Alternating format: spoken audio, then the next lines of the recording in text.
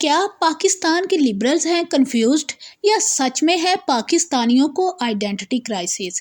پاکستان کے لبرلز کا کہنا ہے کہ پاکستانی خود کو عربین سمجھتے ہیں، جس کے لیے وہ دلیل دیتے ہیں پاک اسٹڈی میں اس بات کی کہ محمد بن قاسم جو ہے وہ پہلا پاکستانی تھا۔ تو مائی ڈیئر لبرلز، پاکستان کے سلیبس میں تو شیخ عبد القادر جیلانی کی مثال دے کے سچ بولنے کے اخلاقی سبق بھی دیے جاتے ہیں۔ تو کیا پاکستانی سچ بولتے ہیں؟ آپ کے ملک میں تو کریمنگ سسٹم چلتا ہے، انڈرسٹینڈ کر کے پریکٹس کرنے کا تو کوئی رواج ہی نہیں ہے، تو پھر آپ کیسے کہہ سکتے ہو کہ پاکستانیوں کو آئیڈینٹی کرائسس ہے؟ اور ویسے بھی آپ کے ملک کی 50% سے زیادہ پاپولیشن جو ہے وہ تو پنجابی ہے، اور پنجابیوں کو میں نے عام یہ کہتے ہوئے سنا ہے کہ عربی مکے اگے بدو ہوندے نے۔ تو جس ملک کی 50% سے زیادہ پاپولیشن ہی عربوں کو مکے اگے بدو کہہ رہی ہے، کیا اس ملک کے لوگوں کو کوئی آئیڈینٹی کرائسس ہو سکتے ہیں؟ اور پھر یہ بھی کہتے ہیں کہ کچھ پاکستانی خود کو سینٹرل ایشین سمجھتے ہیں۔ تو اگر کچھ پاکستانی خود کو سینٹرل ایشین سمجھتے ہیں تو اس میں کوئی برائی نہیں، کیونکہ کچھ پاکستانی سینٹرل ایشینز ہیں، جیسے کہ ہمارے پٹھان بھائی جو ہیں ان کا اوریجن افغانستان ہے، اور افغانستان تو سینٹرل ایشیا میں ہی آتا ہے۔ اور جو عدیل افضل صاحب ہے، ان کا اپنا تعلق ہزارہ کمیونٹی سے ہے، ہزارہ کمیونٹی کا بھی جو اوریجن ہے وہ افغانستان ہے۔ ویسے بھی فیصل وڑائی صاحب نے انڈس ویلی سویلائزیشن پہ ایک ویڈیو بنائی تھی جس کا ٹائٹل تھا پاکستانی کون ہے۔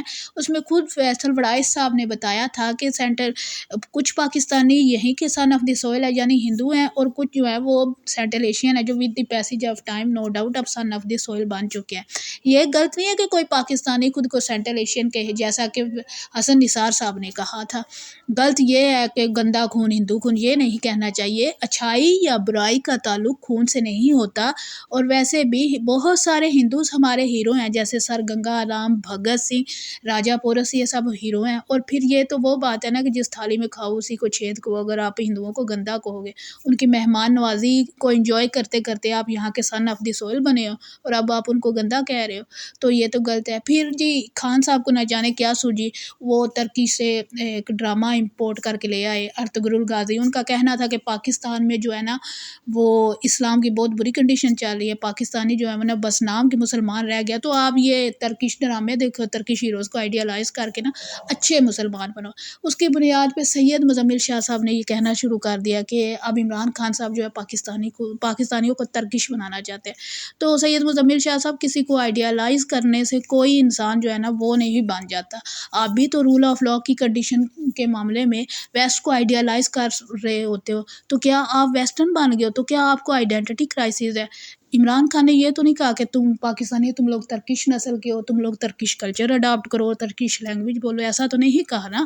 انہوں نے تو بس یہ کہا کہ ان کو آئیڈیالائز کر کے آپ اچھے مسلمان بنو، یہ کہا تھا۔ تو میں تو ویسے خان صاحب کو کنڈیم کرتی ہوں کہ ہمیں نہیں ضرورت ترکش ہیروز کو آئیڈیالائز کرنے کی، ہمارے ہیرو حضرت علی ہیں اور باقی جو خلفائے راشدین ہیں وہ ہیں، یہ نہیں ہے۔ تو یہ نہیں ہے کہ مسئلہ کہ پاکستانیوں کو یہ نہیں پتہ کہ وہ کون ہے، نسلی اعتبار سے کون ہے۔ اصل مسئلہ یہ ہے کہ پاکستانیوں کو یہ نہیں پتہ کہ وہ پنجابی، سندھی، بلوچی، پٹھان ہونے سے بھی پہلے، ہندو مسلمان ہونے سے بھی پہلے انڈس ویلی سویلائزیشن کے باسی ہیں۔